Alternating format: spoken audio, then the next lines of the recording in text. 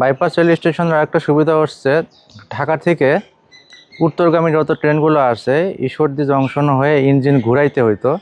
আর engine ঘুরানো এটা কিন্তু সময় সাপেক্ষ। দিনাজপুর থেকে ঢাকা যাবে ঈশ্বরদী বাইপাসে এসে দাঁড়ালো।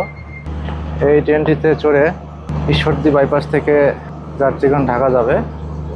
বাইপাসে আসতেই ট্রেনটির দেখা মিলল। অনেক সুন্দর কার্ভ দেখতে পাচ্ছি, অসাধারণ। আমি এখন দাঁড়িয়ে আছি ঈশ্বরদী বাইপাস স্টেশনে। এই বাইপাস হওয়াতে ঈশ্বরদী মেন জংশনের অনেকটাই চাপ কমেছে। এইখানে বেশিরভাগ ট্রেনই বাইপাস হয়ে ঢাকা থেকে রাজশাহী যায় এবং রাজশাহী থেকে ঢাকা আসে, এবং এখানে একটা বড় কার্ভ সৃষ্টি হয়েছে যেটা বাংলাদেশের মধ্যে অন্যতম এবং খুবই সুন্দর।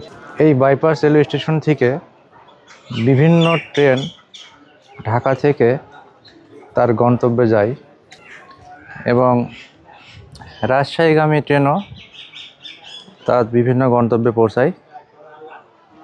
এই বাইপাসের মেন আকর্ষণ বিশাল কার্ভ সৃষ্টি হয়েছে, দেখতে পাচ্ছেন। অনেক যাত্রীরা অপেক্ষা করতেছে ট্রেনের জন্য।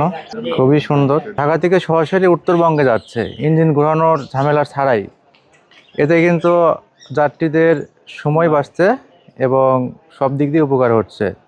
এই যে অনেক সুন্দর একটা কার্ভ তৈরি হয়েছে ঈশ্বরদী রেলওয়ে বাইপাসে, দেখতে পাচ্ছেন। অনেক যাত্রী তারা ঢাকা যাবে। আজকের ভিডিওটি এখানেই শেষ করলাম। সবাই ভালো থাকবেন, সুস্থ থাকবেন। দেখা হবে অন্য কোনো ভিডিওতে। আল্লাহ হাফেজ।